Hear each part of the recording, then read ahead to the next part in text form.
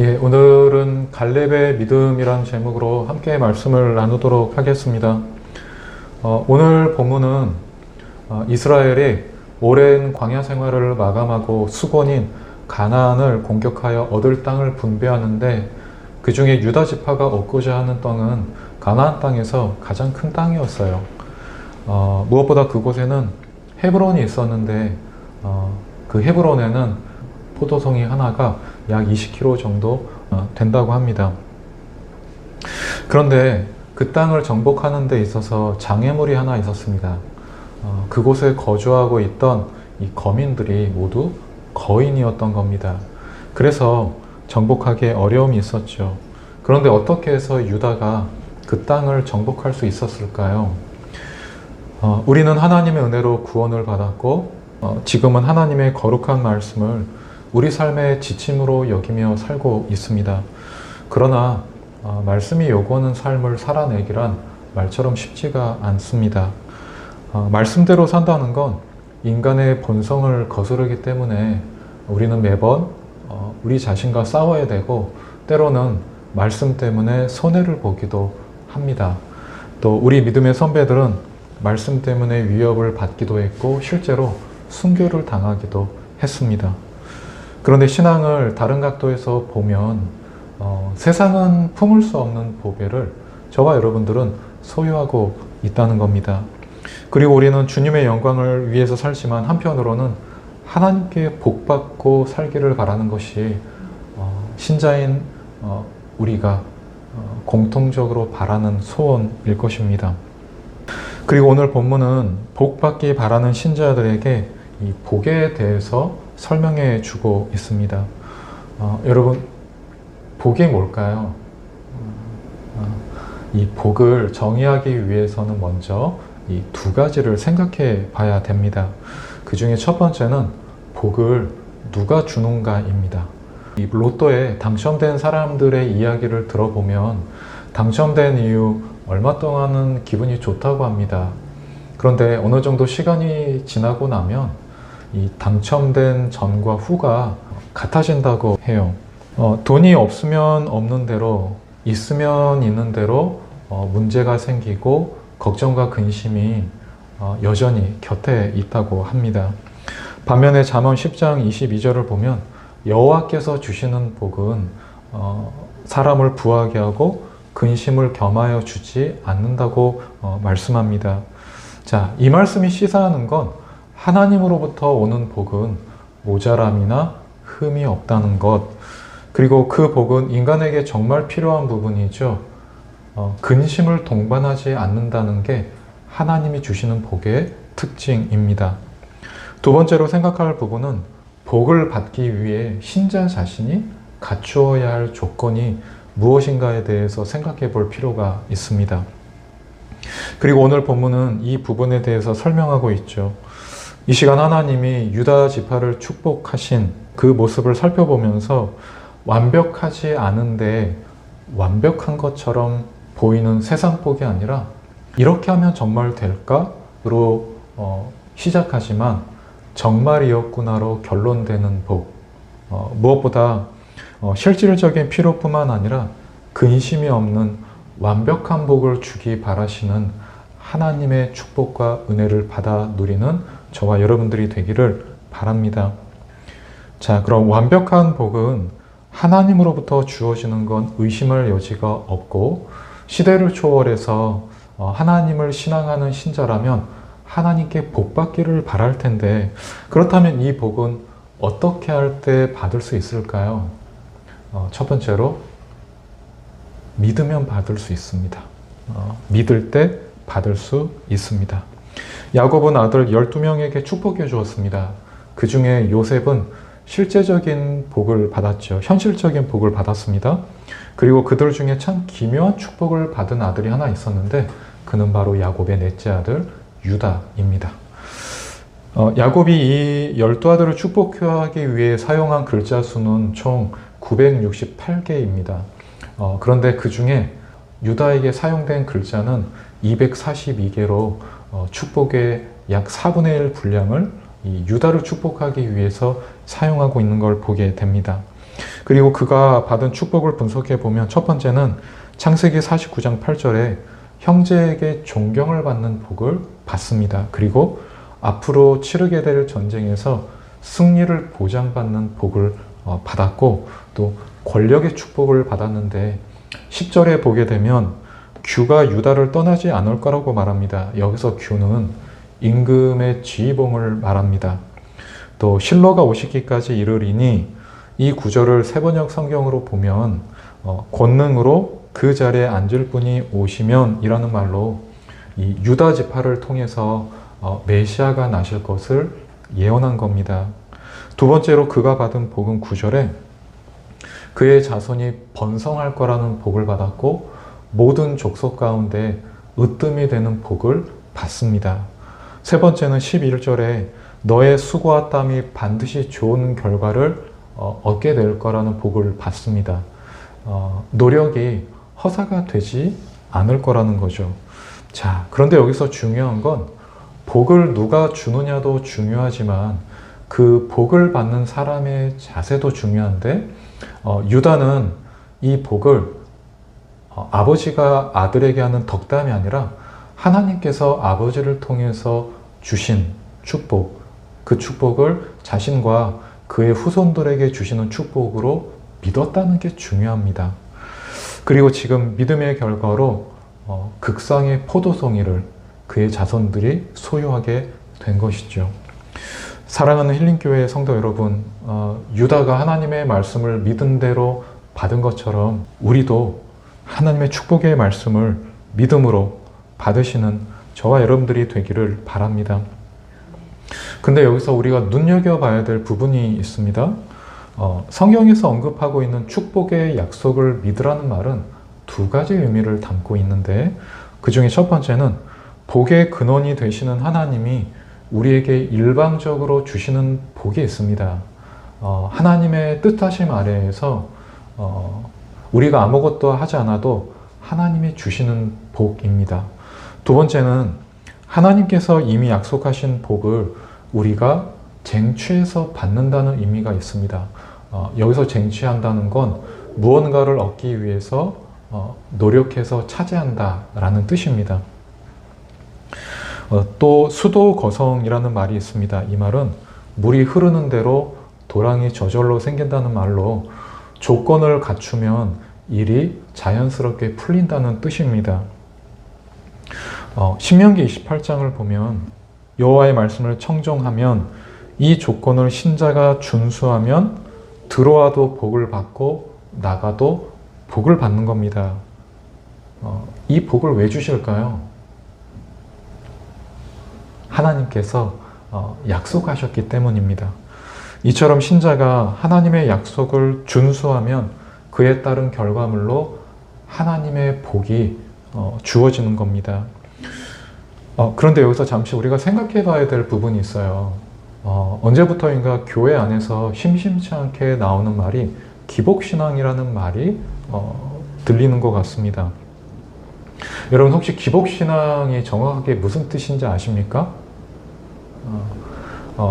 제가 구글에서 이 기복신앙이 무슨 뜻인가를 찾아보니까 자신이나 가족의 현세적인 복을 빌고 얻기를 주된 목적으로 하는 신앙 행태를 말하는데, 여기서 복은 주로 재물, 건강, 무병장수, 자손의 번창 혹은 입신양명 등 인간적인 욕심이나 세속적인 성공을 포함한다고 적혀 있습니다. 자, 그런데 왜 교회에서 기복신앙이 등장할까? 결론부터 말씀을 드리면 교회에 소속된 교인들이 기복적 자세로 신앙생활을 하기 때문입니다. 그래서 신앙을 가진 교인들이 무슨 이유로 기복적 자세로 신앙생활을 하는 걸까를 생각해 보니 신자가 성경 전체를 아우르지 못했고 이 성경 저자의 의도를 놓쳤다는 생각이 들었습니다. 자, 우리가 방금 좀 전에 읽었던 신명기 28장도 내 말을 들으면 복을 받고 말을 듣지 않으면 저주를 받는다고 적혀 있는데, 이 말씀을 읽을 때 하나님의 의도나 앞뒤 문맥을 살펴보지 않고 읽으면 기복적 관점으로 읽을 수밖에 없는 겁니다. 그래서 어떤 분에게는 하나님이 이 기복신앙을 조장하는 것처럼 보이는 거죠. 그럼 왜 교인들이 성경을 기복적 관점으로 볼까? 첫 번째는 방금 말씀드렸듯이 성경을 파편적으로 읽고 이해해서 그렇습니다. 두 번째는 신자 개인의 그 어떤 간절한 염원이 성경과 하나님을 기복적 관점으로 보게 만든 겁니다. 자, 복을 언급한 구절 하나만 보고 그 구절을 자신도 모르게 이 한국인 정서에 깊게 뿌리 박혀 있는 토속 신앙적 관점으로 접근한 겁니다. 이를테면 삼신할매께 치성을 다하면 자녀를 얻을지 모른다는 간절함이 이 치성은 소원 성취라는 공식을 만들어냈고, 이는 신자에게 신념이 되어 하나님도 내가 정성을 다하면 소원을 이루어 주실 거라고 생각한 겁니다. 물론 교인이 이렇게 하나님 섬겼을 땐 아마 그의 신변에 어떤 이유가 있을 거라고 생각합니다만, 저변에 자기 소원을 이루기 위한 강렬함이 자신도 모르게 하나님을 이용하려고 했던 거죠. 세 번째는 인간이 사는 세상은 인과론에 묶여 있지 않습니까? 원인과 결과, 이 세계관을 가진 신자가 하나님을 그 속에 편입시켜 버린 겁니다. 자, 지금까지 내용을 정리해 보면 인간은 다양한 소원을 가지고 있지만 능력에 한계가 있기 때문에 자기 소원을 들어줄 신이 필요한데, 그 신자가 성경 저자의 의도를 간과한 나머지 복과 저주에 관한 특정 구절만 편식해서 기독교와 어울리지 않는 기복신앙이 신자 내면에 문제가 된 것입니다. 그런데 사실은 복과 저주가 담긴 그 구절의 본래 의도는 신자를 거룩한 백성으로 키우시려는 하나님의 계획이 그 구절의 본래 의도라는 것이죠. 우리는 생각이 있으시고 지성이 있으시고 스스로 계신 하나님을 신앙하는 거룩한 백성이라는 것을 잊지 마시기 바랍니다. 자, 다시 본문으로 돌아가겠습니다. 지금 우리는 하나님이 성경에 언급한 복에 관해 생각해 보고 있는데, 어떤 분은 이렇게 생각할지도 모르겠습니다. 구약에서의 복은 어떤 그 현실적인, 실질적인 복을 언급했지만 예수님이 오신 이후에 그 복의 개념이 육에서 영으로 전환된 게 아닌가. 이분은 꽤 영리하게 생각한 겁니다. 그런데 마태복음 5장 17절을 보면 내가 율법이나 선지자를 폐하러 온 줄로 생각하지 말라. 내가 폐하러 온 것이 아니요 완전하게 하려 함이라. 자, 지금 이 말씀을 보면 예수님은 하나님의 말씀에서 무언가를 빼거나 더하신 게 아니라 더 강화하셨다는 것을 볼 수 있습니다. 사랑 여러분, 하나님은 저와 여러분들이 행복하게 살기를 바라십니다. 그리고 행복하기 위해서는 하나님 아버지의 축복이 필요하다는 것도 알고 계십니다. 성도 여러분, 성경에 하나님이 약속하신 복을 쟁취해서 받아내십시오. 소원이 있습니까? 기도하십시오. 기도했는데 하나님께서 주시겠다고 말씀하셨습니까? 그럼 믿으시고 기다리십시오.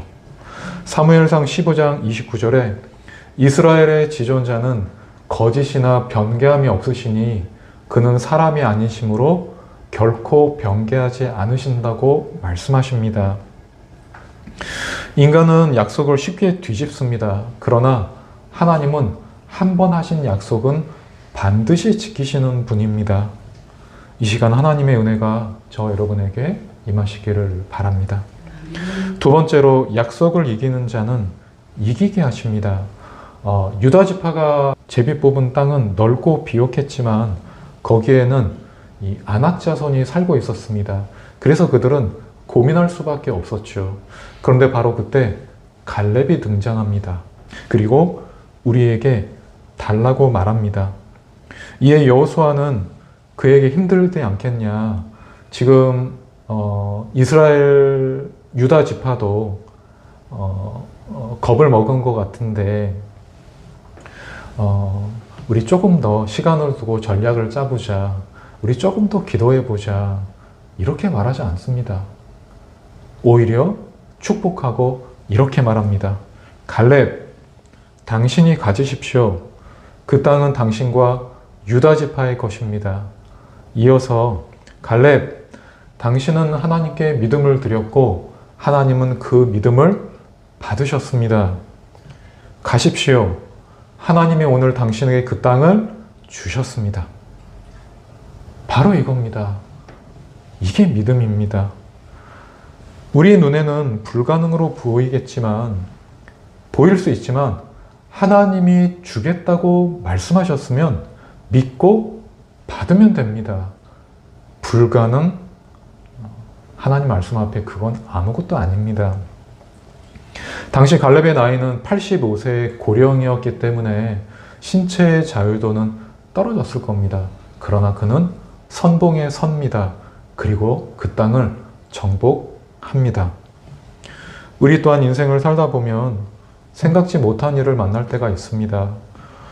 오랫동안 건강도 돌보지 않고 회사와 가족을 위해서 일했는데 어느 날 갑자기 해고 통보를 받은 사람들, 또 아침에 웃으면서 나간 아들을 저녁에 영안실에서 마주하는 가족들, 이 기가 막힌 현장이 남의 이야기가 아니라 바로 오늘 우리에게도 일어날 수 있다는 걸 볼 때 우리는 인생사를 한마디로 규정해서 설명할 수 있을까요? 누가 인생을 자신할 수 있을까요? 인생이 70이요 강건하면 80이라며 그 나날이 수고와 슬픔이라는 성경 기자의 심정을 우린 굳이 설명하지 않아도 알 수 있습니다. 인생은 눈물 없이 갈 수 없다는 것을 말입니다. 사람들은 내 겉만 봐서 잘 모르지만 우리 마음속에 울고 있는 내가 있지 않나요? 또 세상은 나에게 이제 끝났다고, 더 이상 희망이 없다고 우리를 벼랑 끝으로 몰아넣습니다. 그런데 더 비참한 건 나도 내가 끝났다고 생각하는 겁니다. 보통 사람들은 힘들면 다른 사람들한테 가서 힘들다고 말하면서 위로받으려고 하죠. 사람들한테 간다는 건 이 살려는 의지가 있는 거예요. 현실적으로도 희망이 보이고 내가 나를 봤을 때도 아직 희망이 보이는 겁니다. 그런데 상황이 내가 감당할 수 있는 선을 넘으면 사람한테 가지 않더라고요. 그분은 혼자 있습니다.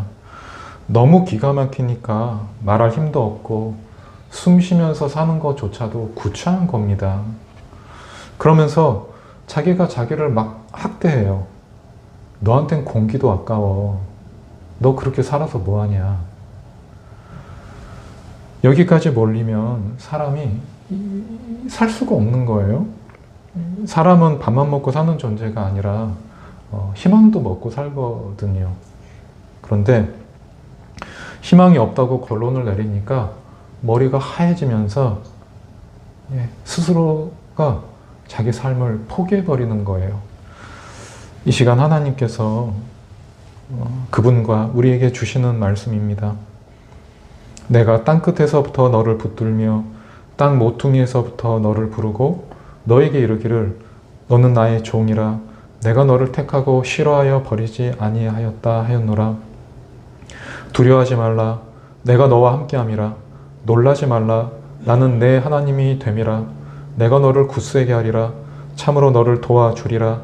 참으로 나의 오른손으로 너를 붙들리라. 보라, 너에게 노하던 자들이 수치와 욕을 당할 것이요 너와 다투던 자들이 아무것도 아닌 것 같이 될 것이며 멸망할 것이라. 네가 찾아도 너와 싸우던 자들을 만나지 못할 것이요 너를 치는 자들은 아무것도 아닌 것 같고 허무한 것 같이 되리니 이는 나 여호와 너의 하나님이 너의 오른손을 붙들고 너에게 이르기를 두려워하지 말라. 내가 너를 도우리라 할 것임이니라. 이 말씀은 이사야 41장에 기록된 하나님의 말씀입니다. 혹시 여러분 가운데 내 인생은 이제 망했다고, 내 인생은 여기가 끝이라고 생각하는 분은 안 계십니까? 사랑하는 여러분, 혹시 하나님이 여러분에게 망했다고, 넌 여기가 끝이라고 말씀하셨습니까? 아마 아닐 겁니다. 인간은 근시안적이기 때문에 지금 행복하지 않으면 앞으로도 행복하지 않을 거라고 생각합니다. 그런데 여러분, 우리가 그동안 살아오면서 이 미래에 대한 예측이 몇 번이나 명중했습니까? 미래는 신의 영역입니다. 올바르게 신앙생활을 하는 분은 이 부분을 받아들입니다.